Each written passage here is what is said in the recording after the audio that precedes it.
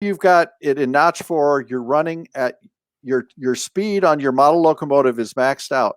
You get to that 1.5% grade, you don't even have to worry with a compressed speed curve with the protothrottle with your to simulate that engine working harder going up the grade, because now you can notch up to 6 or 7 going up that grade. Your prime mover will ramp up, but your speed won't vary. And that's another way of getting hyper realistic operation with the throttle, by just compressing that speed curve for a little bit. And again, when you go downgrade, you can just shut her down to notch 2, 1, or even idle.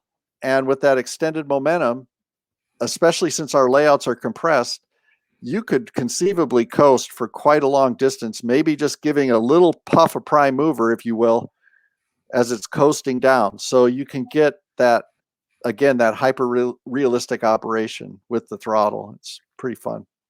Everything you just described and what Miles was saying is absolutely. I could see the advantage of having this throttle. Uh, on this, on having it in my possession. Because it's the same. It's the same. It's the same. Like I was telling you the other night, the inertia of, the actual movement of the train. People. It always amazes me when the feeling you get when you start the diesel up and you get ready to go. I mean, it's a different. As much as it's not the same as many people tell me often and a lot that. Working on the New York City subway system and operating the diesel and whatever is not the same as a major railroad in the United States. But I always go back to the thing of like, did you ever have a boss? Did you ever work with a guy and he became a boss and he forgot about all the to sign out for him because he had to run an errand? And it's the same thing. It's regardless of what railroad you're on, it's the same thing. So it's like, but that actual inertia, like when you start the engine and it starts to move, and you get that bucking and that movement, and then you got the train under your control. Right. That's the whole thing. Is under your control, and that's what I believe this throttle gives you. It gives you that exact, if you will, an emotional feeling of like, I am controlling this. I'm controlling this diesel. Mm-hmm. That's right. And you could, just to add one more element to the prototypical operation, is some diesel electrics will engage. They'll actually start moving not in notch 1, but in notch 2. In fact, the majority of diesels will do that. So as you guys know, you operated them. So you can simulate that because there's controls within the protothrottle to have you where you can precisely coordinate the prime mover notching with the speed of the locomotive. So you, in essence, if you wanted to, you could notch up, you could move to notch 1 and have that prime mover charge, if you will, but it won't move. Then you go to notch 2 and then you start to see movement. Or if the locomotive charged quicker than that, then you could do it at notch 1. So you have that variable as well. So there's a lot of advantages to it. Now, most modelers get very excited about the brake. The brake is what is a key feature of the throttle that gets the hardcore diesel modelers especially kind of losing their minds, because when you can actually apply a brake and knock it off, that is very exciting to those kind of operators. So that's one thing that we have a lot of fun with. So if you have a model railroad or you're operating on someone's model railroad as a steep grade going down, and everything, the brake line fails and the brake fails, and you're all screaming. And you're yelling into the radio for the tower operator to turn everything green. Does that work too? I don't know. This We is do. true. We had a friend of mine, Frank. He's retired, 35 years as a motorman. He worked on the diesel, and one time they were taking continuous welded rail back, heading back to the 38th Street yard, and they were coming down the Manhattan Bridge. And luckily for him, the tow operator was a pretty savvy old timer, and he set everything to green. Everything. He lined up the track all the way down, and they lost control of the diesel. They threw the train line brake, they threw the diesel brake, they threw the anchor out, they threw everything out. Wow. It screamed down the bridge, went screaming through DeKalb Avenue, morning rush hour, through the tunnel. Boom. They ended up slowing eventually down at 36th Street. When they got a grade, yeah. Well, I said to Frank, "What was that like?" He said, "Well," he says, I stood up, I curled my toes, and my butt was puckered." Yeah, I think my butt would be puckered too. But that brings up another point, Bill, is that with the proto throttle on the brake, you have the option of having an emergency brake, and I mean like stop on a dime emergency or not. Right. So if you swung it all the way to fully engaged, it will go to that emergency stop. Yeah, well, if I truly believe if we want prototypical, and I mean real prototypical, and Miles can attest to this, you got to have a few close calls.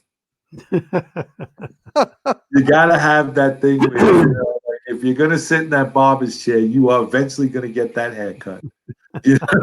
So like, let's have the real thing. Let's have that. So when it's all finished and done, with this thing, with this proto throttle, we should have set some things up on our layout where it happens so that the guy who's operating on that throttle can walk away with his T-shirt and his shirt soaked and like, don't ever do. Can I ask for something in the future? Since you're the designer, you got a couple of electronic geniuses up there in the Iowa cornfield. If they build it, they will come, and you've discovered that. I assume with the throttle. So take it one step further, go for a home run. About dead rail, obviously. Yes. Is there any plan, or would you consider a plan to have that radio unit, since you already have a radio throttle, that would talk directly to the engines in themselves, i.e., when SCAD came out, he reverse engineered on an NCE decoder, and his receiver then puts the signal coming from his throttle in language that the DCC decoder understands.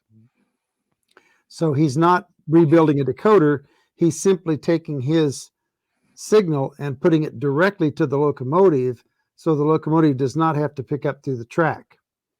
Now, additionally, he also, of course, has a battery on there that will then power the unit and keep it going no matter what. I mean, you can run it on a tabletop. But to me, that would be the ideal, is your throttle talking by radio with battery power, not needing any kind of track wiring at all. I mean, that's a real locomotive, because trust me, I've put them in the dirt and they still run in the dirt. They don't care if they're on the track. Yeah, that's there's a G-scale modeler, outdoor modeler, who's done that with the proto throttle. In fact, he's helping other G-scalers utilize it. I think he uses, is it air wire? Is that right? Yeah, air wire from Keith. Yeah. Right. And he figured out a workaround with the proto throttle so that he could run his G-scaled locomotives that way. So it has been done. I should also that brings up another good point, though, Miles, is that the throttle was developed totally open source. So if you have the technical know-how, like this other gentleman did, I can't recall his name right now, but you could add your own functionality to the throttle if you wanted to, because everything is open. All the files are on GitHub. You could go there, you can take a look and have at it. So, well, I always tell everybody, you're way beyond me. I was a PE teacher, and I really was. But it might be possible then to put out the signal at the same wavelength or whatever you call it that the S-cab is on and actually talk to an S-cab receiver. Could be. I would imagine it could be done. Yeah, that's. Yeah, I don't know because, like I say, I'm a PE teacher, but it sounds possible then. Yeah, that would be a good question for Michael or Nathan. They're the electrical engineers. I'm not at the same level as those guys. Yeah, no, I'm not even in the ballpark. Yeah, me either. What's his Andy Crawford wants to know. He says, will Iowa Scale Engineering be selling the wheel squeal device that you were showing on the blog recently? Oh, that's on my own layout. Yeah, that's my flange squeal system. I don't know. They Michael and Nathan built that as a one-off module for me. They've built me a lot of interesting electronics. I also have I also simulate cloud shadow moving across my layout via those two brilliant gentlemen. So I've added some unique features to the layout. But to answer his question, he'd have to ask Michael directly, and you can contact Michael. It's Michael Peterson, and if they send an email to support@iascaled.com, that goes directly to Michael, and he can ask him that question. I don't know. He might say yes. He might say no. I'm too busy. I'm not going to answer for him, but I asked, and he helped me out. So There you go. MHO Junction, Lloyd Hinckley. Hey, Lloyd. He says, I have an NCE. What would be the total cost to have everything working? okay. Well, the throttle costs $482, and then the receiver for whatever DCC system you use costs $99. So for what, $581, you'd have the whole system. Now, as you and I talked about, Bill, the other day when we met for the first time, and we encounter this a lot. A lot of modelers will balk at that price. They'll say, "Oh my goodness, that's pretty expensive." But and it is. It's quite an investment. But at the same time, we like to compare it to something equivalent. And what we've used over the last couple of years is we've told modelers that it's the same as if you purchase two sound equipped HO scaled locomotives, because the costs are basically equivalent. So for the cost of two engines with sound, you could have that type of prototypical operational functionality on your layout. And another thing with the throttle is we didn't cut corners on quality. For example, we insisted on having a anodized aluminum faceplate for the throttle because we wanted it to feel like a real control stand. So we used actual metal, no plastic.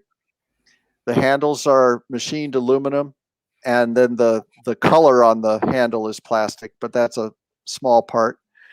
And then the printed circuit boards are robust, well constructed. So it's a well put together piece of engineering, and we feel that it's the price point where it is actually where we had to have it at. Everything's produced in the USA. Nothing is shipped out of the country. It's a very niche product. Even though we've sold just a little over 500 of the units in 2 years, just as a comparison, we found out that NCE over the life of their business, they've sold over 125,000 throttles, if I'm remembering correctly. So the comparison is we're not in it to build this big business, because it's never going to do that. It's a niche. So but it's high. No, go ahead. I'm sorry, Scott. No, I was just going to say it's just high quality. It's high quality. Right. I believe. Lloyd says, MHO Junction says that's $1,000 Canadian money. He goes, ouch. Andy Crawford replies, no doubt it's not cheap. It's definitely a specialty, low volume produced product, but it's a very well built and likely won't appeal to 90% of regular modelers. It's very tailored for proto operators. To which Lloyd replies, more like 99%, and which is true. He says, yes, likely, but Andy replies, but that 1% specialty market is probably bigger than they can produce. Well, that'd be nice. We'll see. Yeah. So far, we've sold them fairly consistently, and like I mentioned, virtually every. I can't think of any customers that have.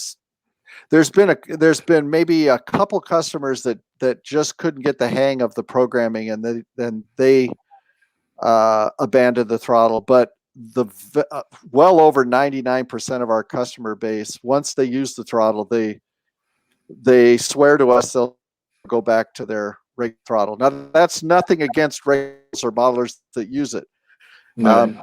This is a hobby where the priority is having fun and enjoying the hobby, and certainly aren't going to say you're doing something wrong if you don't use a proto throttle. Right. But those who use it really enjoy it. Cool Metropolis Model Railroading wants to know, does it come with a warranty? Yes, we have a 1-year warranty, but what we like to tell our customers is we'll take care of you forever, because we're just 3 modelers and we all have similar viewpoints toward customer service. It would drive me bananas if I didn't take care of somebody who bought our throttle, and I think Michael and Nathan feel the same way. So we'll go above and beyond for our customers. Now, everybody says that, but you'll just have to take my word for it. It would drive me nuts, and we'll just take care of you. See, if I was the one that invented this, my warranty would be as soon as the check cleared. That's as far as. Is that a New York attitude, Bill? Come on. Yeah. That like if you came to my house and picked it up, as soon as your tail lights went around the corner, that's when that warranty ended. Right there. Oh my goodness. Oh. Cash in hand. That's it. Goodbye. Take it easy. Yeah. Well. Sparky. Well, that's why, thank God, I'm not an entrepreneur. Sparky asked a question earlier, and then we got lost. He wanted to know, can you take this throttle to a club layout? Yes, and there's plenty of modelers that do. So. Right.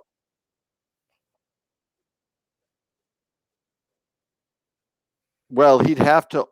The NCE receiver and the Digitrax receiver, those are the 2 different receivers. One of the receivers covers NCE, lens, DigiKeys, and the other receiver handles ESU, Digitrax, MRC, JMRI, and along those lines. So I may be missing one, but we cover all the major DCCs. So if and we have had modelers who've purchased both receivers so that they can interchange, like they can go to a friend's house who has Digitrax, maybe they're running NCE. So that might be a disadvantage in terms of cost, but guys are doing it. Yeah. Eric Hall, IMRO.com. Eric, just to answer your question, Eric says, his buddy Bruce made his own version of this proto throttle 8 to 10 years ago using an NC cap as a base unit. Earlier in the show, Scott, when he came on, he said that was his genesis for his idea of building the proto throttle, of seeing Bruce's video. So yeah, that was Bruce Turner, right.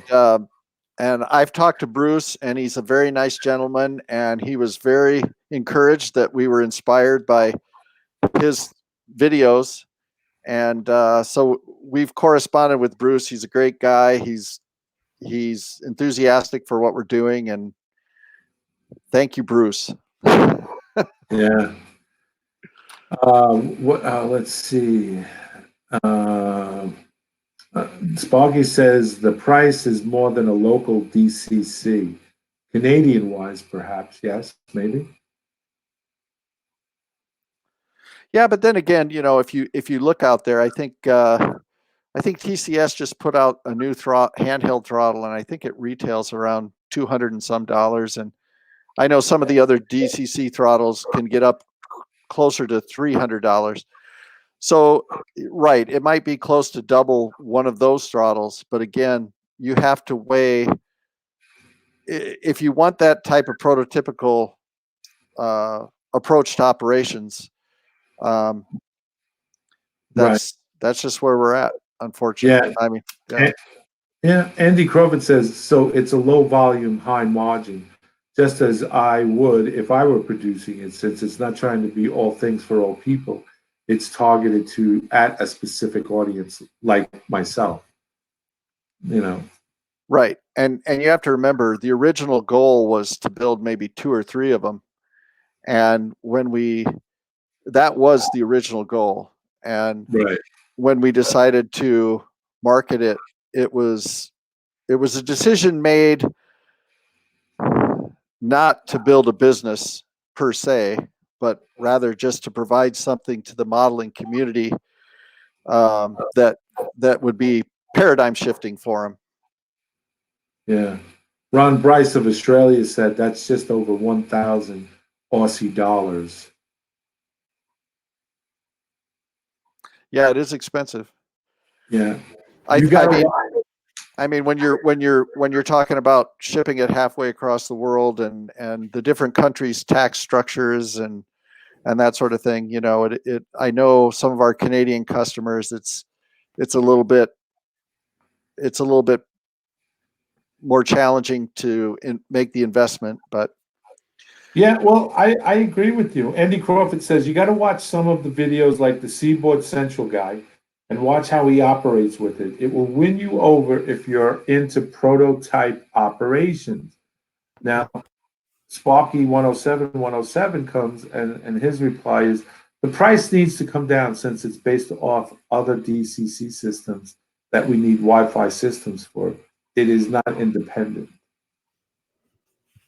yeah, I can assure modelers that the price, we just can't have, it's just not going to come down. So, you know, and again, that's not to be negative toward those modelers who might be interested in it. It's just a matter of producing the throttle at the quality that we would like, and not, you know, again, it's a niche product. It's never going to be the type of thing where we, for example, go over to China and produce thousands of these things in hope that the market would purchase, because I don't think the market's there for that, you know. No, you're right. I think that John 2618 says you definitely have to hold one in person and operate it. It feels good to use. You know, again, I think it's, you know, I think again, you know, people look at the bottom line, and I get it. You know, we don't have discretionary funds, but you know, if we're willing to do, you know, listen, you know, we all have jobs that pay, and I'm not saying this is what you got to do, but I know that if I needed something when I was working, I put the OT in. That OT was my what I was going to buy, you know, and stuff like that. So yeah, can you justify spending that kind of money? Probably not. Probably not. But if it's something that makes, if you're into your hobby and you want to do it, you know, not. You know, the one thing I've come to, and this is just my personal opinion, community, not necessarily yours. Every time I've seen a funeral go by, I've never seen a U-Haul trailer behind the hearse. So you're not going to be able to take it with you. It's not going to come with it. So if it's something you really enjoy and you can put money together without hurting the family, the finances, the budget, and you put your pennies aside, you most likely could do it. I'm not advocating that you go out and buy this. I am just saying that if there's a will, there's a way. If you want it, you'll get it. We've all been there. We've all done that. We can't take it with us when we go. You know, yeah. Right now in this, you know, now we're in a robust economy in this country, so we can do it. And with this virus thing going on, things are. And by the way, if you're a U.S. citizen, we get $1,000. Yeah, hey Bill, I'll take that $1,000, but I just watched my retirement savings go down about 30%. I'm feeling the pain. So this is a hard conversation to have right now. You have a proto throttle. Yeah, Well, I've got my proto throttle, so I'm. So what if you're eating mustard sandwiches for a couple of weeks? That's all I'm saying. I'm not trying to sway anybody. In Scott's defense too, I mean, and not necessarily needing defending, but it depends on where you are in your hobby. I mean, if you're just beginning, you're not thinking about trying to have a locomotive brake stand. I mean, Dr. Muff up in Oregon or Washington, wherever he is, he took the actual front end, I believe, of an F7 locomotive and put it in his basement and then built the house around it, literally. And he sits in a locomotive cab and runs his railroad. That's extreme.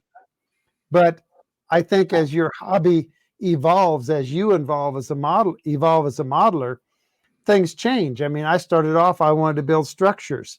Then I wanted to do engines, and then I wanted to do cars, and then I did a railroad. And when I got all of that put together, I said, this thing needs to be more than a Christmas tree. I need to have it operate. And at that time, I was a switchman for the SP. And so I understood operations, at least somewhat. And I tried to make my railroad operate. And that's what I think you have to evolve to. Scott's not marketing to the beginner or even the intermediate modeler. He's modeling to a modeler who has a railroad that's ready to actually move cars like the prototype. And for that, trust me, that thing looks like a brake stand on a locomotive. My guess is, I haven't actually had one in my hand, but my guess is it feels like one. And certainly from what he said about how it operates, it certainly would operate like a real locomotive stand, control stand would operate. So he's given us the opportunity to actually feel like we're in the cab. That's what he said at the very start. It's there. And if you're at that stage of your model railroading career, your hobby, then hey, it's a great thing to have an opportunity to bring into your operating scheme and make you feel more like you're a real engineer. Yeah, that's true. I'm trying to, yeah, very well said. Andy, let's see. I'm trying to figure this line of questioning. Andy Crawford says to Lloyd, in fact, I would say, if you're not into prototype operations of a locomotive, then you won't like it, regardless of the price, as it emulates real functionality. That's right. Call IMRO.com says, if I was a two-rail O scale, I would be game, but for N scale operations, I do not think it fits well. And Andy Crawford is again saying, it's not about cards and train operations, but if you like running a locomotive the way the real locomotives function, then it's awesome. Right. And he continues to say, I could see that, Eric, but I've operated N-scale layouts that would be enjoyable with this proto throttle. Andy Crawford, you got it. Inside the cab operations versus railroad operations, yes. And then Sparky replies, but at Andy Crawford, it is about operations. This is the whole thing they talk about, prototypical operation. Yes, that is true, Sparky. It is about operating. But like as Miles just said, it's not for the newbie, nor is it for the intimate middle level guy, but for the guy who's got the layout where he wants to have that actual. He's been operating prototypically, on his layout with his NCE or Digitrax. This is just an added component to give more realism to the operations. Andy Crawford continues, says, I think it's all about what your interest is.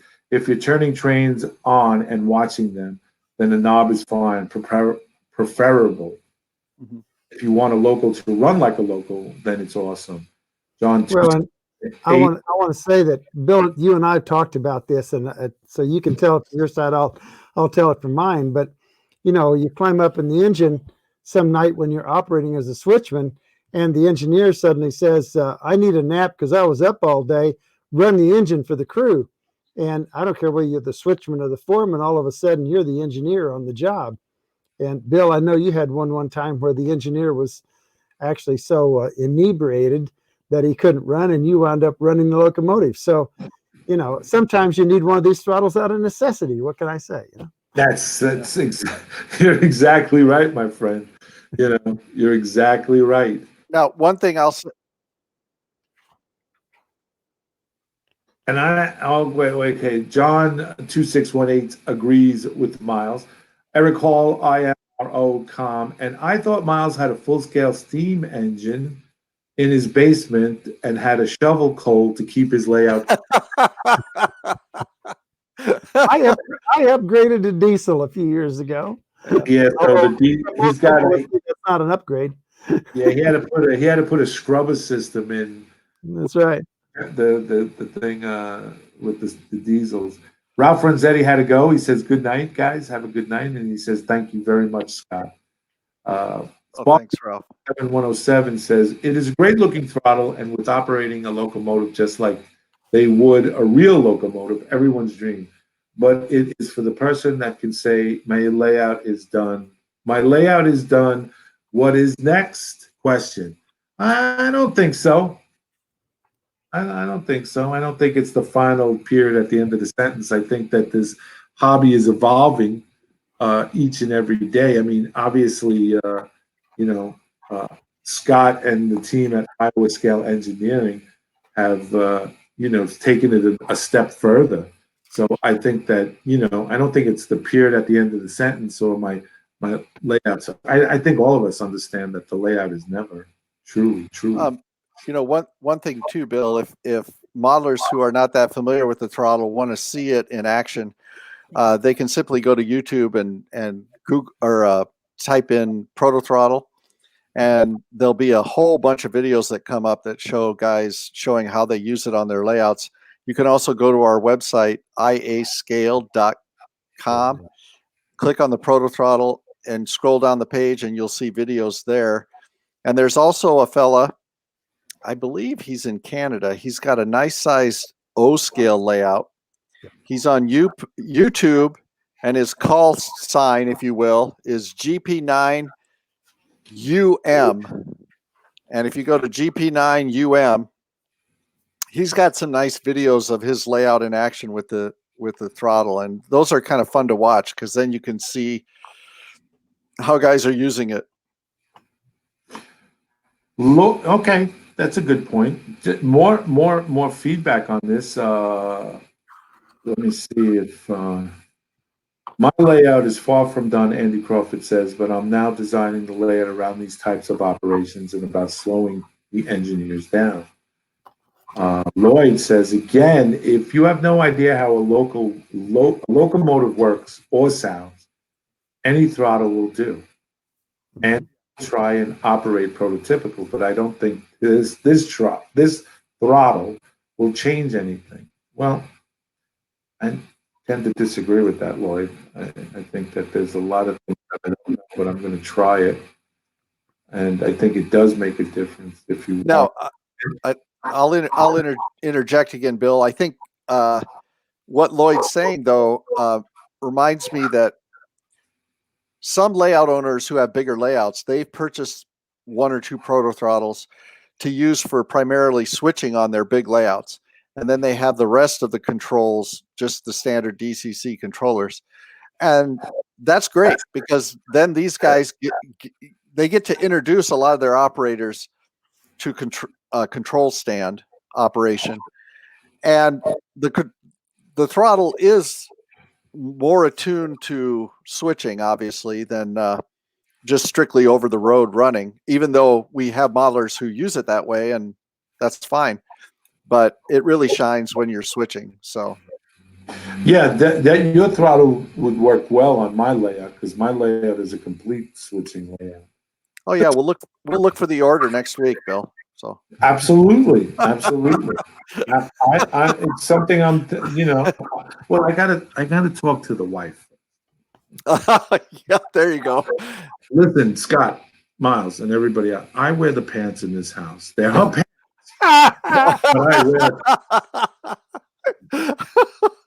Yeah, we all understand. Visiting the relatives right now, or what?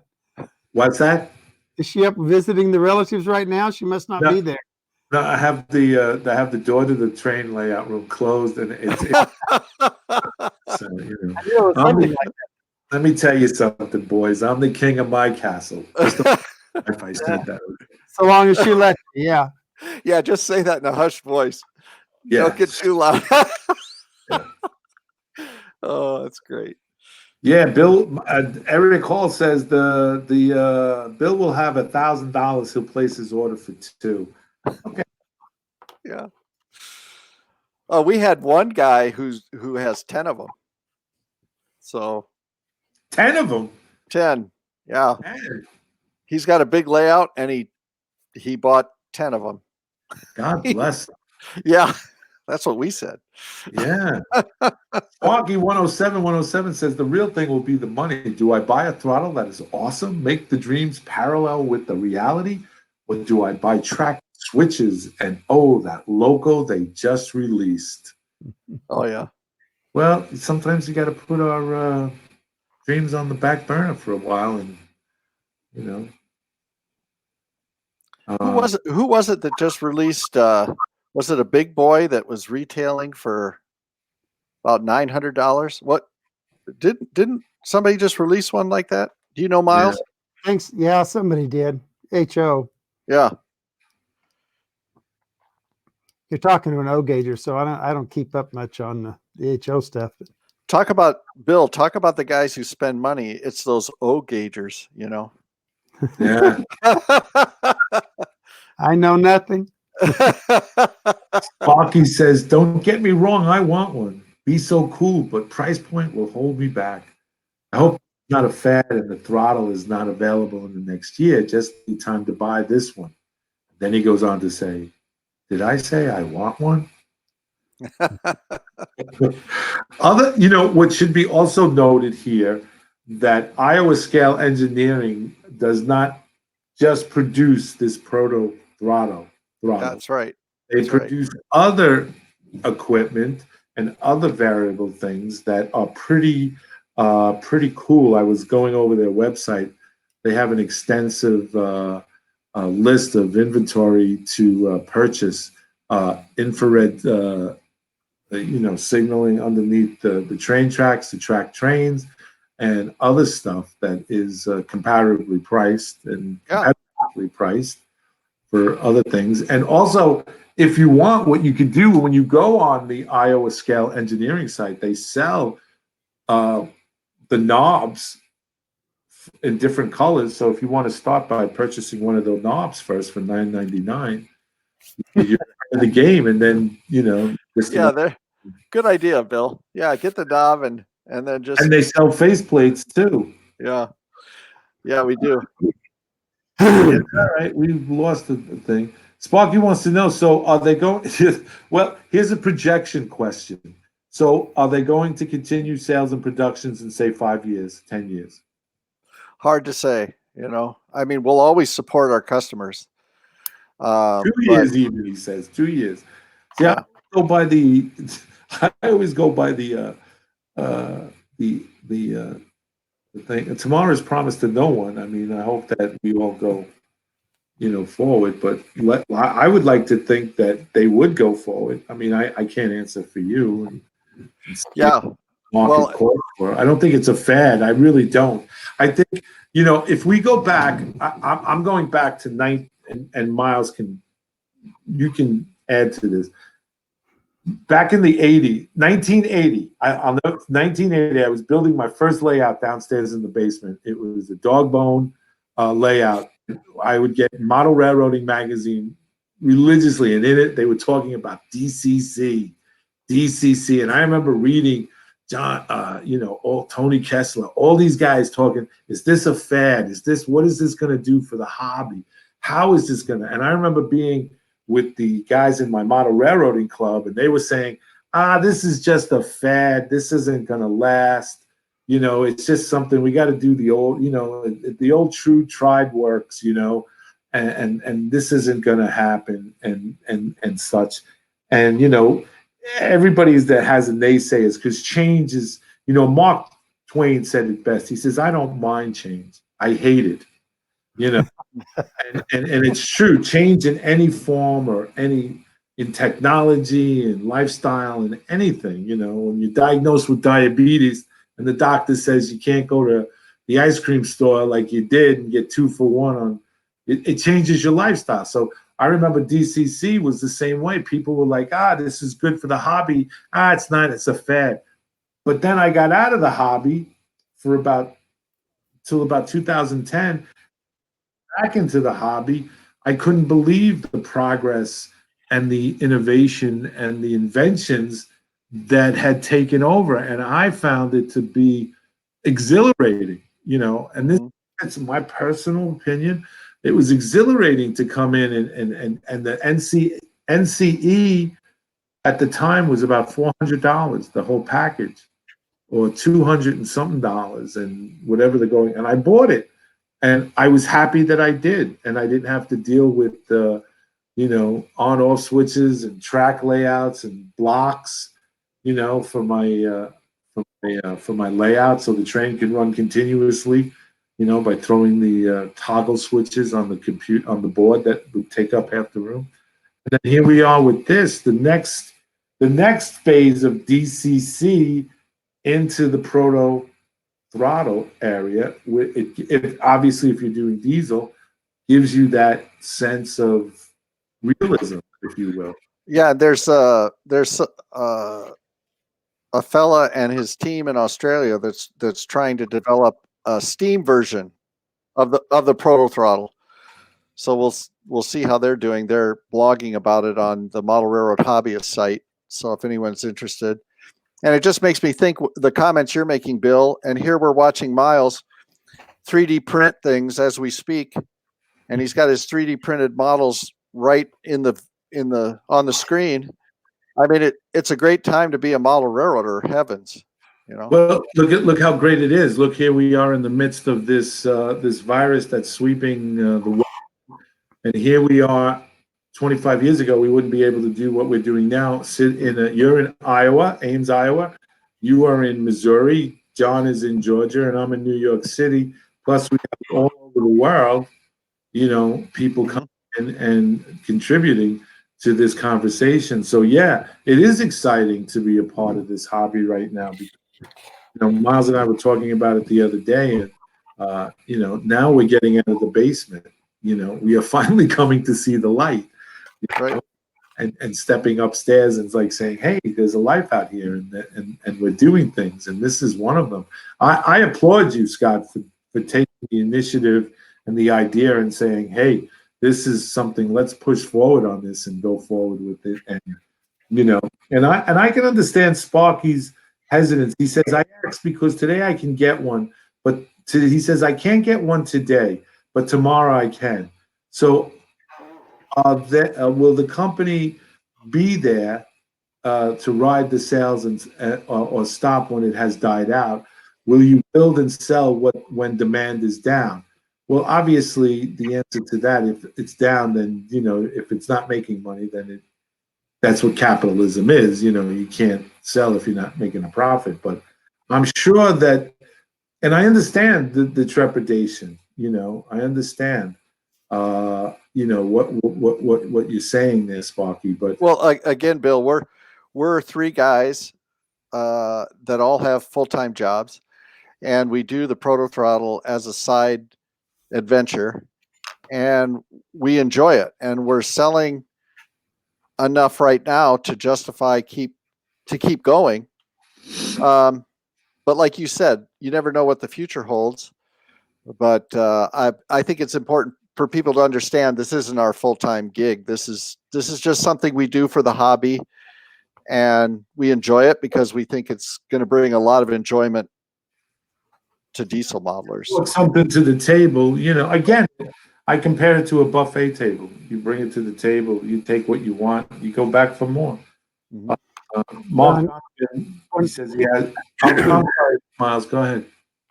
One thing I always want to reiterate is the fact that it is U.S. made. It's made by U.S. citizens. And I'm proud to say that I worked with KD, I worked with Intermountain, I worked with Woodland Scenics.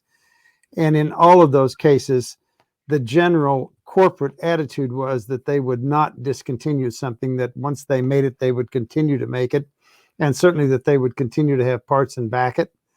And I think that's kind of an American viewpoint rather than maybe viewpoints from other countries. And I won't name any specifics because it's more general than that.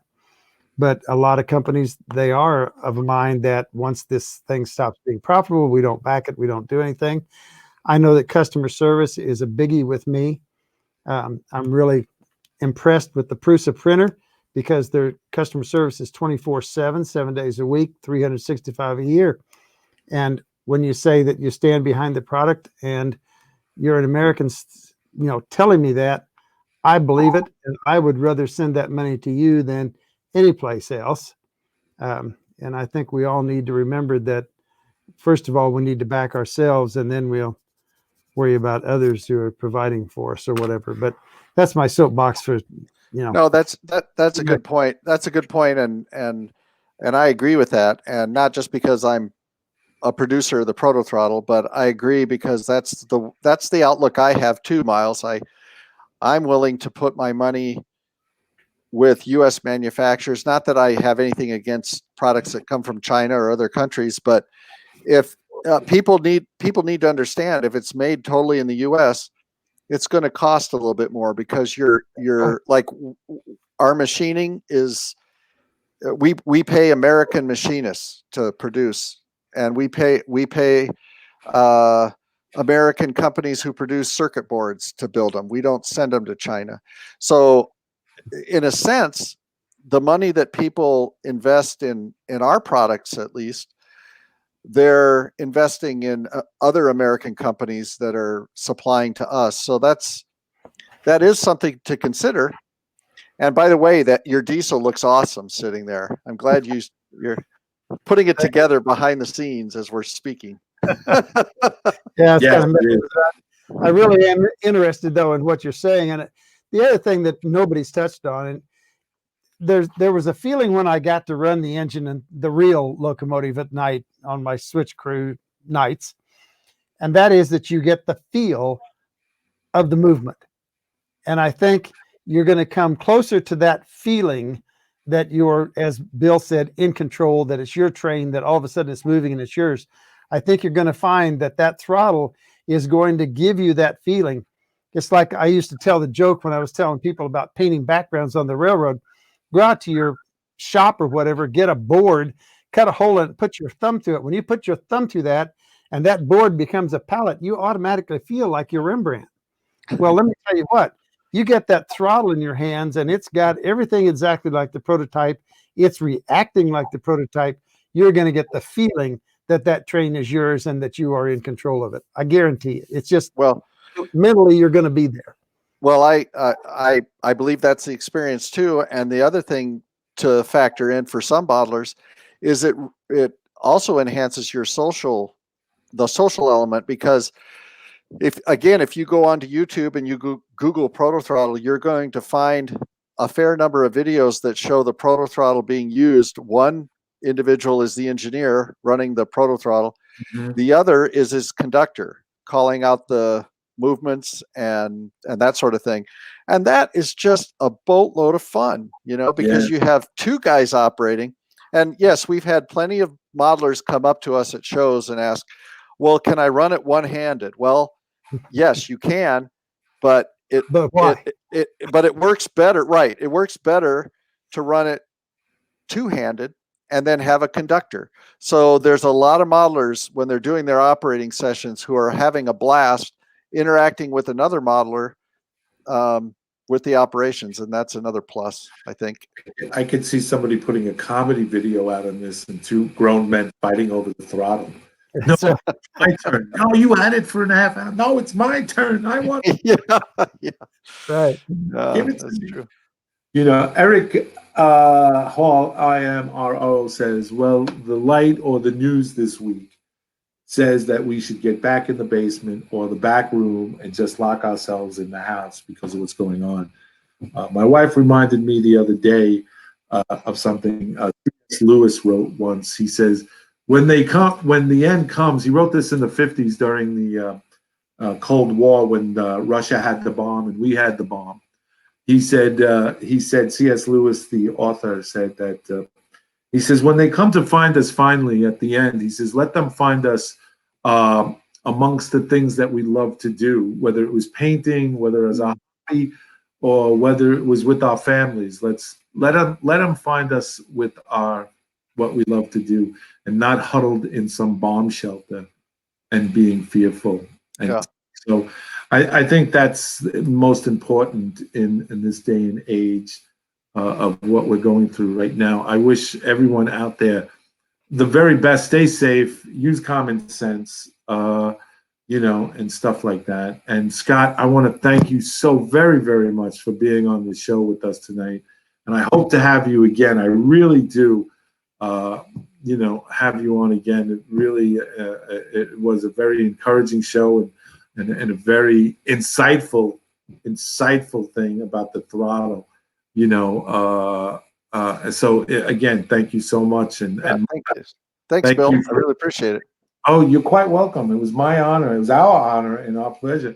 And as always, Miles, it's always a pleasure having you on the show. Well, I want to say kudos to Scott for pushing this project through and making it happen, because there's a lot of people out there that are a lot happier because of your efforts. Well, I would be remiss if I didn't bring up Michael and Nathan again, because without those two gentlemen, they're the brains behind the Proto Throttle. So it's a team effort, and we hope to introduce it to a lot more modelers. So thanks a lot, guys, for taking the time to want to talk about it. Greatly appreciate it. And Sparky writes, I don't mean to take the low side here, but again, price point, I did say I want one, LOL, but people just have to know you need DCC system and the Wi-Fi, then Bobless throttle. You're absolutely right. But please do not, you're Sparky, you're what fueling the Q&A, and that's what we want, That's right. So your question's not wrong. You weren't being disrespectful. Nobody was being disrespectful on the Q&A. So we just that's what we want. We want an open forum, and you can tell I'm from New York, right? I talk like you two guys are sitting there very not getting animated. I'm like, what are you doing here? Yeah, we're passive aggressive, right, Miles? That's right. Cool. That's it. Lights out. Next. All right. No, I'm not that guy. I'm not. Yeah, no. Thank you guys so much for being here tonight. Thank you out there in the community for tuning in. Because if you're not out there, we're just talking to dead air. Well, actually, we were for a little while. Yeah. For a different time. Again, I want to thank my guest, Scott Thornton, for coming on from Iowa Scale Engineering. Go check out their website. They do have other stuff available. And thank you to Professor Miles for once again being here and adding to the element and to the questions and making it as interesting as possible. Down in your railroad room, let your trains put a smile on your face. That's it. And to John, for a great job, John. Great job tonight. Even though we hit some hiccups and some speed bumps, you pulled it out once again. A good job. So kudos to Johnny Reb for getting this show off the ground and putting it all together. So with that said, we'll say good night. You guys out there, take care. God bless. And we'll see you on the radio.